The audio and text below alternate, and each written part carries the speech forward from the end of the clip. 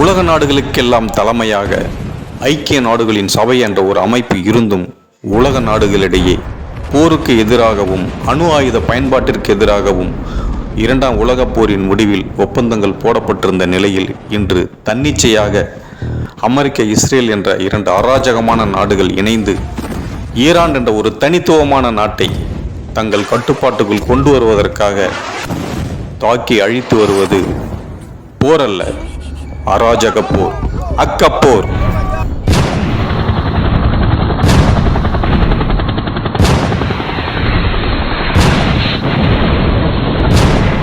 Iran என்ற ஒரு தனித்துவமான நாட்டை அமெரிக்கா, இஸ்ரேல் என்ற இரண்டு அராஜகமான நாடுகள் இணைந்து ஒரு மாத காலமாக கடுமையாக தாக்கி வருகிறார்கள்.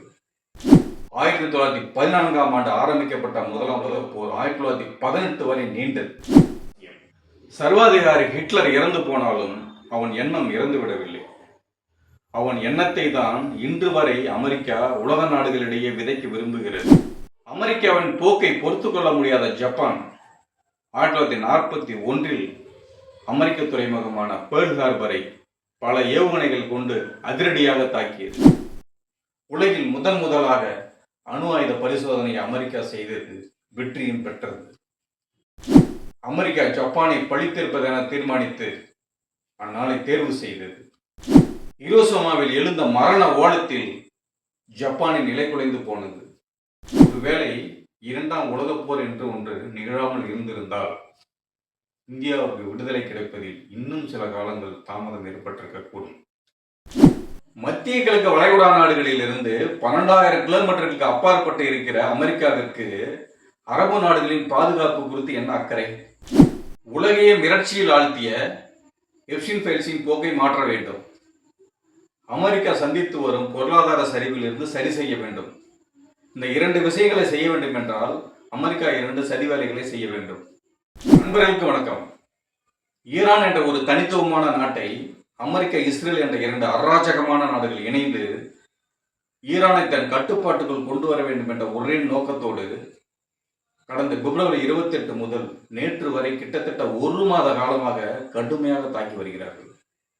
ஈரான் நாட்டு மக்கள் தங்கள் தலைவனை இழந்த போதும் தங்கள் நாட்டை விட்டுவிடக்கூடாது என்ற ஒரே நோக்கத்தோடு கடுமையாக எதிர்த்து போராடி வருகிறார்கள்.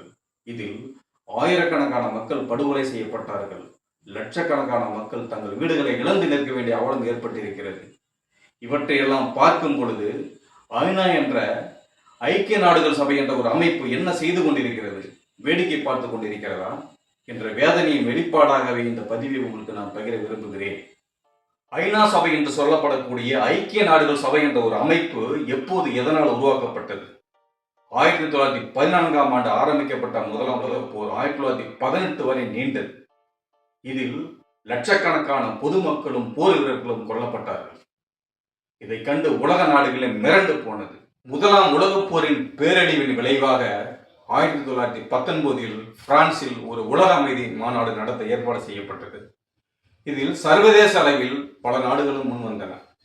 இனி வரும் காலங்களில் இது போன்ற போரின் பேரழிவு ஏற்படக்கூடாது என்ற ஒரு நல்ல எண்ணத்தின் அடிப்படையில் உலக நாடுகள் சங்கம் என்று அமைப்பது என திட்டமிட்டார்கள். இதுதான் ஐக்கிய நாடுகள் சபை உருவாவதற்கான ஒரு அடித்தளமாய் அமைந்தது. இந்த அமைப்பில் பல நாடுகளும் முன்வந்து உறுப்பினர்களாக அங்கம் வகித்து பிரச்சனைகளை பேசி தீர்ப்பதாகவும் போரை கைவிடுவதாகவும் ஒப்பந்தம் செய்து கொண்டார்கள். ஆனால் பின்னாளில் இவர்களுக்குள் உள்ள ஒற்றுமையின்மையின் காரணமாக இது தோல்வியவே தழுவியது என்று சொல்லலாம். இந்த தோல்வியில் இருந்து தொடங்கியதுதான் இரண்டாம் உலகப் போரின் ஆரம்பம்.